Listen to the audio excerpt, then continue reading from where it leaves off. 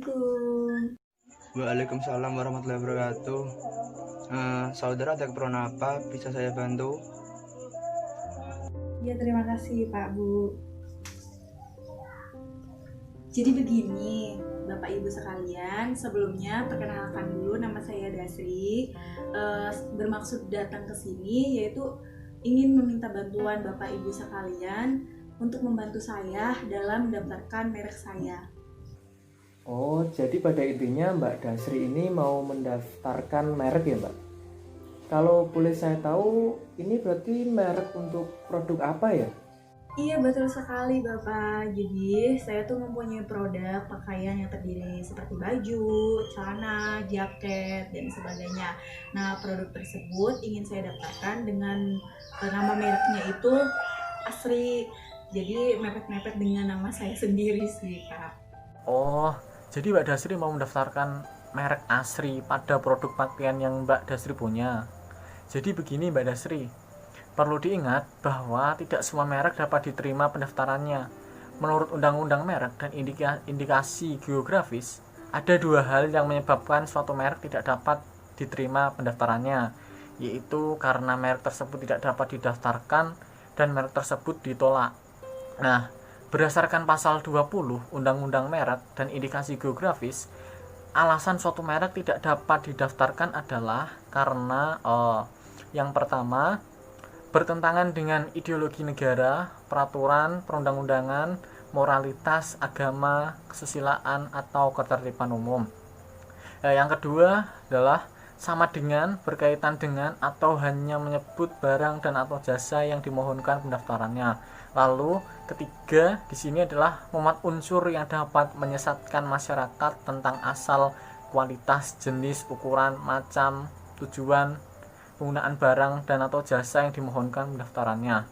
Yang keempat, merupakan nama varietas tanaman yang dilindungi untuk barang atau jasa yang sejenis. Untuk yang kelima, di sini adalah memuat keterangan tidak sesuai dengan kualitas, manfaat atau khasiat dari barang yang diproduksi tersebut. Dan yang keenam adalah tidak memiliki daya pembeda dengan yang lain. Lalu untuk yang terakhir yaitu yang ketujuh, di sini merupakan nama umum atau lambang milik umum. Benar kata Pak Ana, Mbak Dastri. Jadi, selain di pasal 20 juga terdapat di pasal 21 bahwa merek itu dapat ditolak juga. Alasannya itu ada 5. Yang pertama, jika merek itu memiliki kesamaan pada pokoknya atau keseluruhannya itu sama pada merek yang sebelumnya sudah ada yang didaftarkan gitu. Nah, yang kedua, apabila merek itu seperti singkatan nama terkenal atau foto atau nama badan hukum orang lain yang sudah didaftarkan juga, tapi ini dapat ditolak apabila itu tidak mendapatkan izin. Nah, yang ketiga, apabila merek itu merupakan singkatan nama dari lembaga negara atau menggunakan lambang negara, itu pun kalau dia tidak sesuai atau tidak seizin dari negara tersebut, itu juga dapat ditolak. Yang selanjutnya, yang keempat, itu apabila merek tersebut tuh memiliki mirip dengan cap suatu negara atau lembaga, atau jadi cap stempel yang itu khusus untuk negara dan mirip, itu juga dapat ditolak. Yang kelima, jika merek tersebut itu tidak memiliki tekad baik. Jadi pemohonnya itu tidak memiliki tekad baik saat mendaftarkan. Jadi seperti itu, Mbak. Oh, jadi seperti itu ya. Lalu bagaimana cara untuk mendaftarkan merek sayanya ya Pak?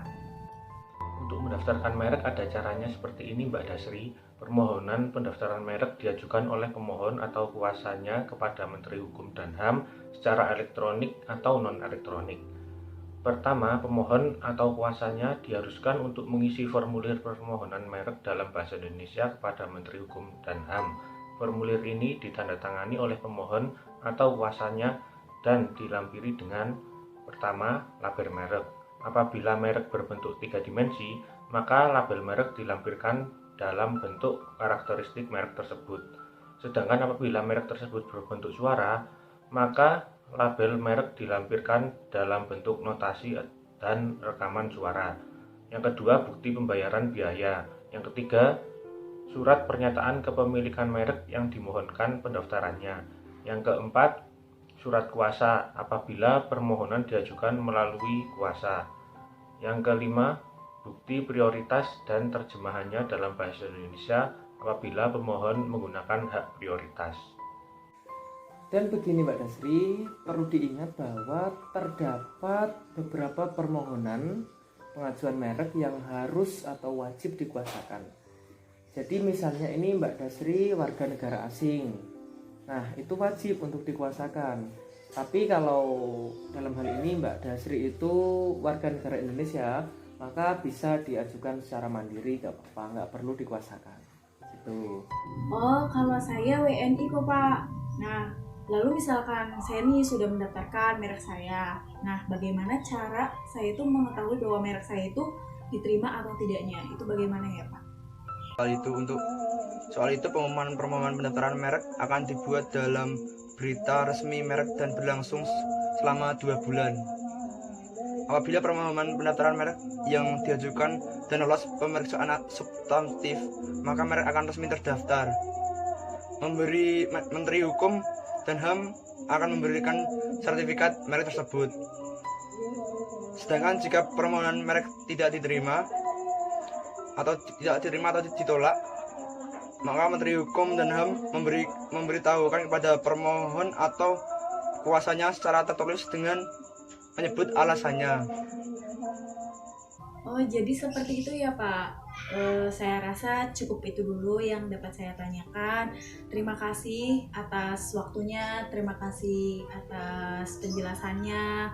Terima kasih untuk Pak Eri, Pak Ilham, Pak Hendra, Pak Anam, dan Bu Debi yang sudah menjelaskan kepada saya dan membantu saya. Saya pamit undur diri. Wassalamualaikum warahmatullahi wabarakatuh. Sama-sama Mbak Dasri, waalaikumsalam. Sama-sama Mbak Dasri, waalaikumsalam. Oh, nje sama-sama Mbak Dasri, waalaikumsalam warahmatullahi wabarakatuh.